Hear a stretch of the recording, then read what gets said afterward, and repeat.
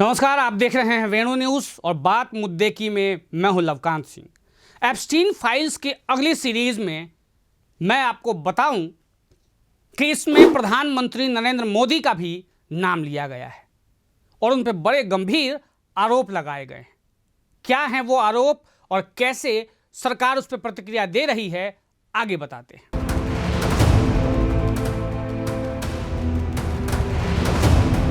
भारत के प्रधानमंत्री नरेंद्र मोदी का भी नाम एप्स्टीन फाइल के एक ईमेल में लिया गया है।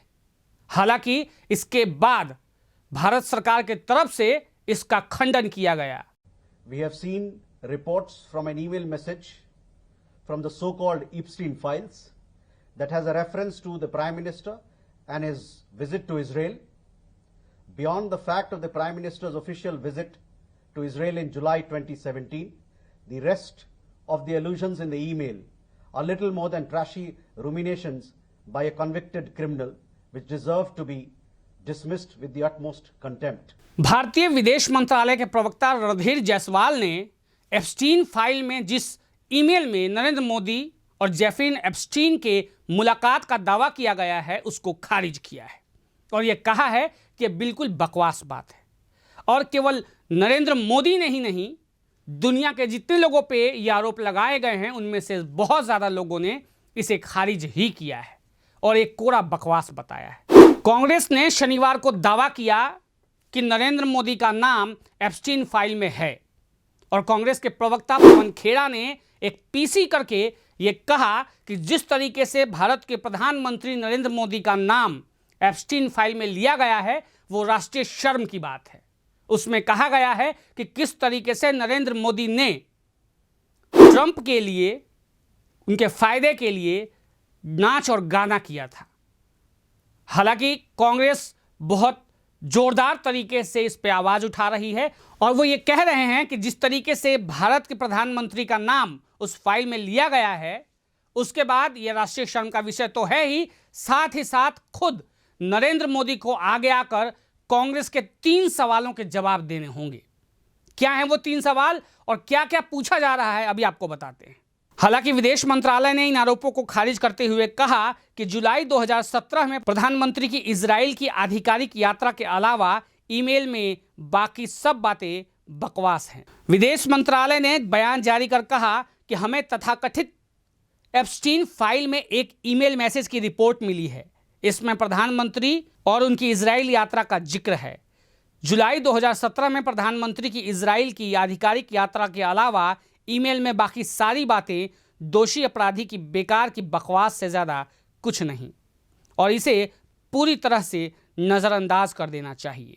कांग्रेस ने सवाल पूछने के बाद और भी आरोप लगाए और उन्होंने कहा कि जिस तरीके से एप्स्टीन फाइल के अंदर प्रधानमंत्री नरेंद्र मोदी का नाम लिया गया है, अब मोदी इससे बच नहीं सकते और उनके जो ये काम हैं जो 2017 का जिक्र किया जा रहा है उस पर उन्हें जवाब देना होगा।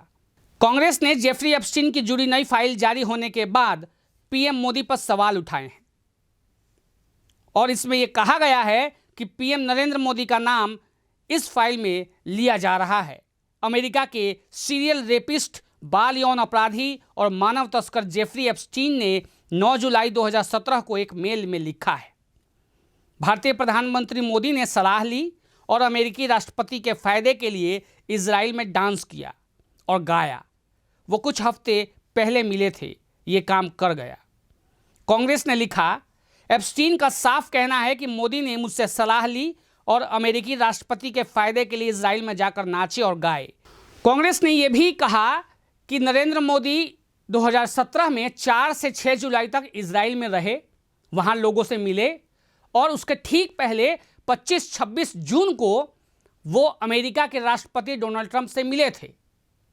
अब जब ये मिले यानी 4 से 6 जुलाई के बाद इस एप्स्टीन ने ये मेल लिखा था। कड़ियों को जोड़े तो समझ आता है कि मोदी जून 2017 में अमेरिका गए और वहां एप्स्टीन से सलाह ली। इसके एक हफ्ते बाद यानी 4 से 6 जुलाई 2017 को मोदी इजराइल पहुंचे और सलाह के मुताबिक वहां नाचे और गाए और काम हो गया। अब साफ है कि प्रधानमंत्री मोदी का जेफरी एप्स्टीन से बहुत ही गहरा और पुराना नाता रहा है। जो भारत के लिए शर्मनाक है। ये मामला राष्ट्रीय गरिमा और अंतर्राष्ट्रीय प्रतिष्ठा का है, जिसके लिए प्रधानमंत्री मोदी को जवाब देना चाहिए। और जो 3 सवाल कांग्रेस ने पूछे हैं वो ये कि प्रधानमंत्री मोदी एप्स्टीन से किस तरीके के सलाह ले रहे थे। दूसरा कि वो प्रधानमंत्री मोदी जब वहां पहुंचे तो उन्होंने ट्रंप के किस फायदे के लिए नाचा और गाया। और काम हो गया का अर्थ क्या है, कैसा काम हो गया और किसका काम हो गया। साथ ही साथ कांग्रेस ने यह भी पूछा कि इस रेपिस्ट से प्रधानमंत्री मोदी की कैसी दोस्ती थी, किस तरीके का रिश्ता था। इस पे प्रधानमंत्री मोदी को सामने आकर जवाब देना चाहिए। हालांकि प्रधानमंत्री मोदी तो इस पर जवाब देने नहीं आए, लेकिन विदेश मंत्रालय के प्रवक्ता की तरफ से इसे सिरे से खारिज किया गया और कोरा बकवास बताया गया।